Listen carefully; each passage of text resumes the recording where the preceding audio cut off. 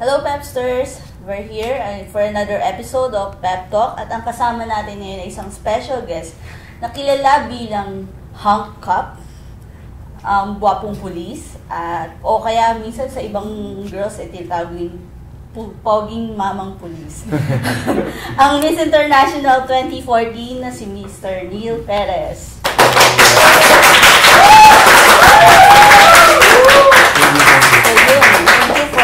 Guesting sa Thank you rin sa invite niyo sa akin dito. So, kamusta na after the Mr. International?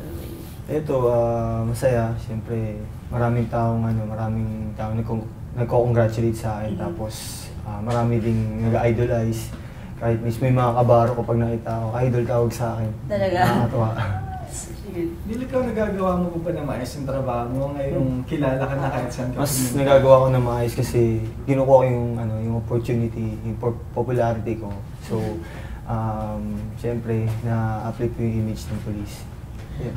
So, before tayo, medyo backtrack lang tayo. Paano ka ba napasok sa mga project? Ayun, dati kasi sa Special Operations Unit ako assign. Ngayon sa Police Community Relations Team. Nagkanda kami ng counter-hijacking course. Tapos nakilala ko CPO 1 Cesar Cañedo. Sabi niya sa akin, "Sir, pwede kang model, bakit di mo i-try?" Sabi niya gano'n. Sabi ko, "Ako, pwede ba ako?" Sabi ko, "Ang itim ko na nga eh." Sabi ko gano'n. Tapos, kasi siya, dati siyang nagtatrabaho sa modeling. Tapos may kilala siya itong si Makoy Manlapas. Duty ako ng Terminal 3, tumawag siya. Tapos pinakilala niya sa akin si Makoy. Tapos yun, nagtanong lang ng konting tapos sabi niya, kung okay lang sa akin mag-join ng Mr. International Philippines, dito nga sa Pilipinas. Tapos, try ko, muna ako, screening. Kung makuha ko, di magpapaalam ako sa mga boss ko. Ayun, nakuha nga ako. Tapos, paalam ako sa mga bossing ko. Okay naman. Magandang rin para parang as a role model na rin sakali manalo. Hindi ka ba na-overwhelm na parang Mr. International kagad? Ayun nga eh, simula, wala talaga ako experience, wala man lang workshop, wala lahat. Tapos, biruin mo parang umakit ka ng hagdan na wala man lang kahit na anong, di ba? Yun, salamat na siguro, blessings na talaga. So ano to, may preparation pa ba? Or prepared na talaga lahat? Ayun, siyempre, sa elite unit kasi kailangan fit ka eh.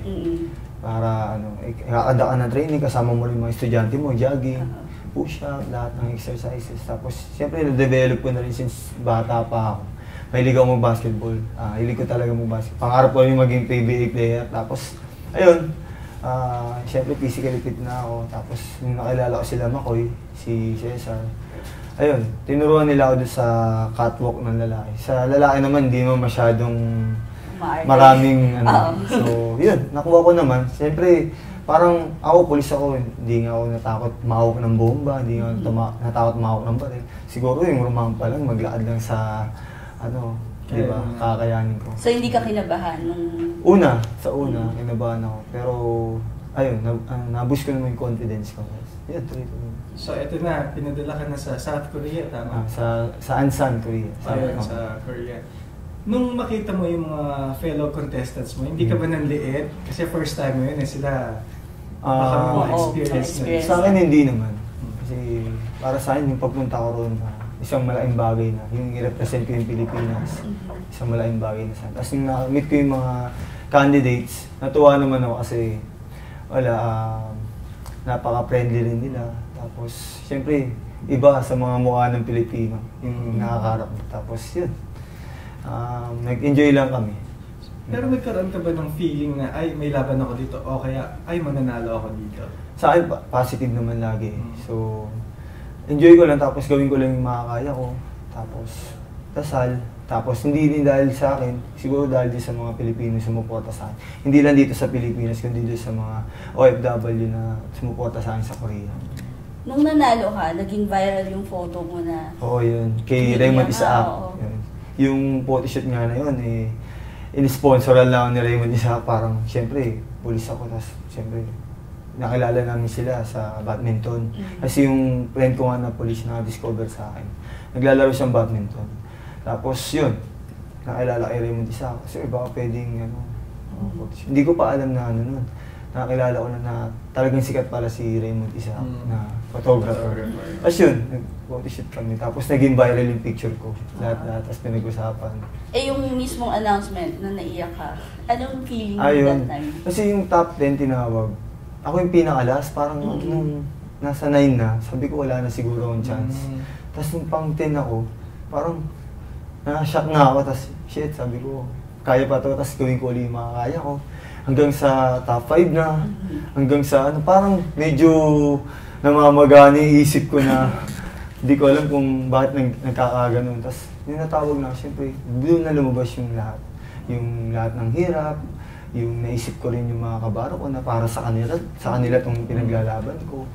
Tapos yun, talagang magiging emotional ka, syempre, grabing blessing talaga. From the start talagang wala, tapos ito, bilhin mo dire-diretso, samantalang yung iba, di ba? Ilang beses sila nag-join ng ganitong pageant, tapos ako, as in dire-diretso. Ayun. After nung pagkapanalo mo, naisip mo na ba kung anong gagawin mo sa career?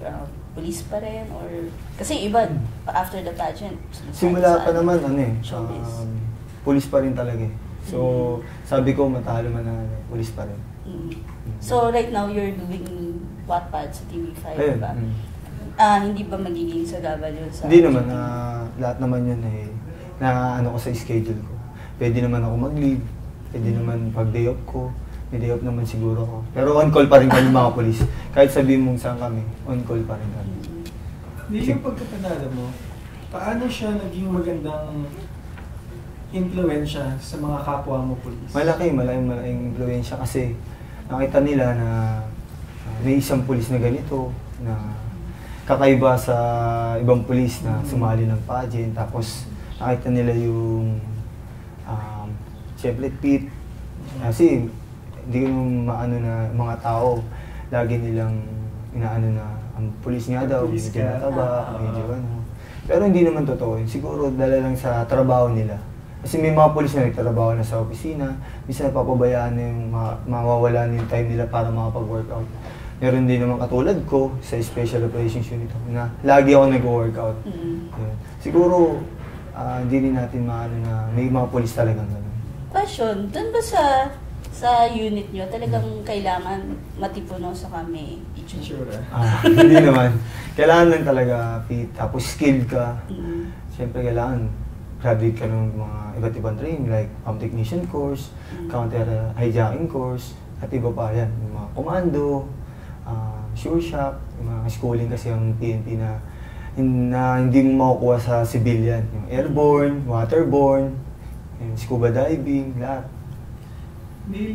May sila, celebrity, police, matipuno, gwapo. Wala bang mga naiinggit sa yung kapwa ng police? Wala. Lahat sila very proud sa akin. Talagang parang, siguro inisip na sana ako rin.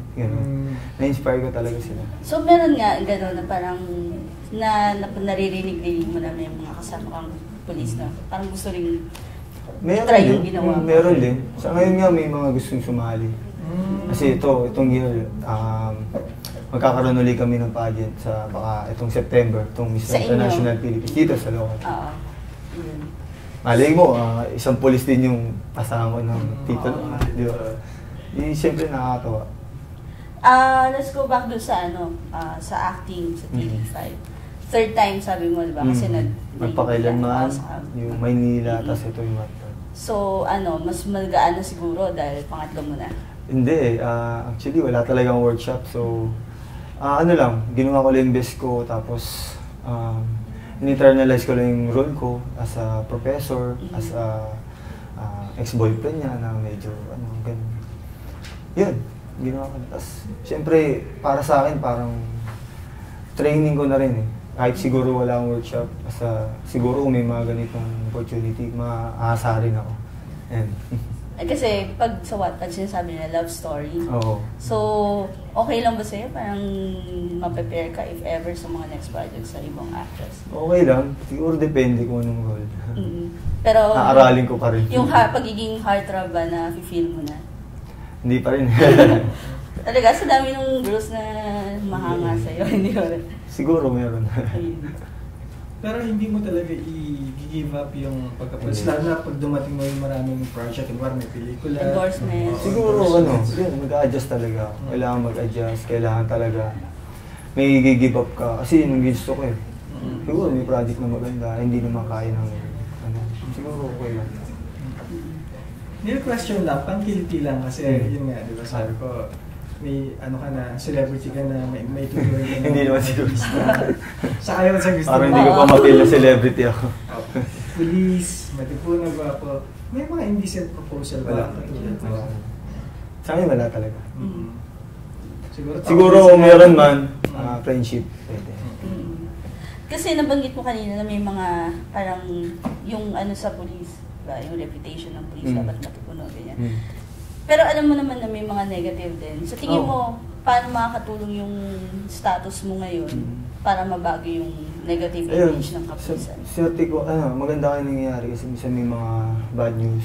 Tapos biglang pagkapanalo ko ng local pageant. Tapos may badges na naman, like yung sa SAP. Tapos pagkapanalo, siguro yung moral ng mga Pilipino, moral ng mga kapulisan na na babago ko siguro. Natutuwa sila para sa akin. So, yun. Meron kaming inihandang game para sa'yo. Pang, lang. May obstacle din. Enjoy lang. So, we're back, Pepsters, at may hinanda kaming Pep Talk Challenge para kay Mr. International 2014, Neil Perez. Mangyayari, ang tawag dito ay hula ho. Ang gagawin namin, nag-invite kami ng Pepsters, tapos may inihanda kami mga pictures na kailangan nilang i-describe kay Mr. Neil Perez. Ang gagawin ni Mr. Neil Perez, alamin niya kung totoo yung sinasabi ng mga Pepsters tungkol doon sa picture. Pag tama si Mr. Neil Perez, yung mga Pepsters natin, maghuhula ho. Ngayon, pag si Mr. Neil Perez naman, kung si Mr. Neil Perez naman ang nagkamali, siya yung maghuhulang. Yes, nyo na. Okay, game. Una, si Jenny. Okay. Miss Jenny, ito yung picture mo. Wait, ito yung picture ni Miss Jenny. Okay. Can describe or ano? Isa siyang machong lalaki. True. Hindi ako marunong magsinungaling ka. So, yun. Happy hula hoop. 1 hour. 1 hour. So, isang second. 5 seconds Galing! Galing. Pwede. Okay, second Pepster, si Olive. Ito ang picture niya. Okay. Sorry. Nakasexy siya na ganyan. Ay, sexy lang yan. Lie? Okay. Ano? Lie. Lie lang. Wala. Hindi ba sexy to eh? Oo.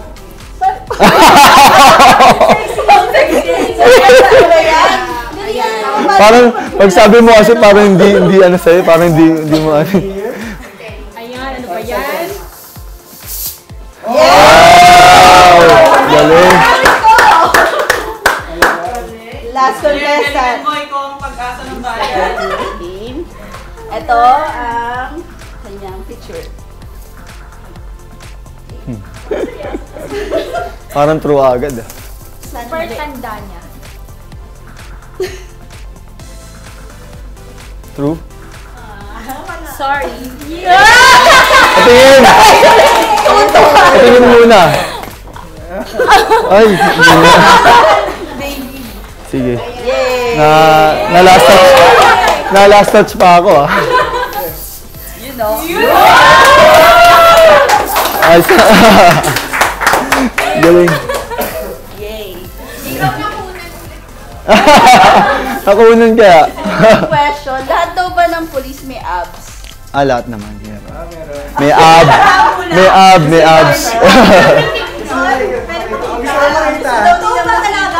Pwede ba?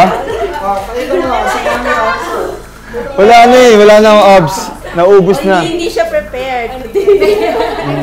Anyway, ayun, thank you for joining sa Pep Talk Challenge at pag-guest sa aming Pep Talk.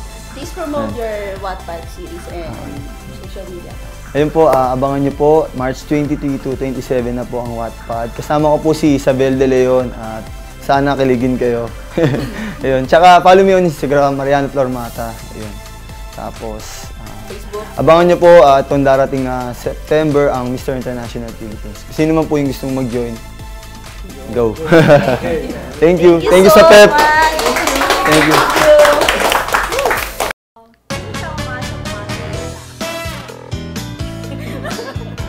True.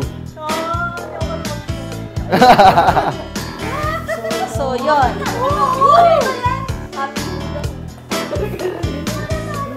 1 hour.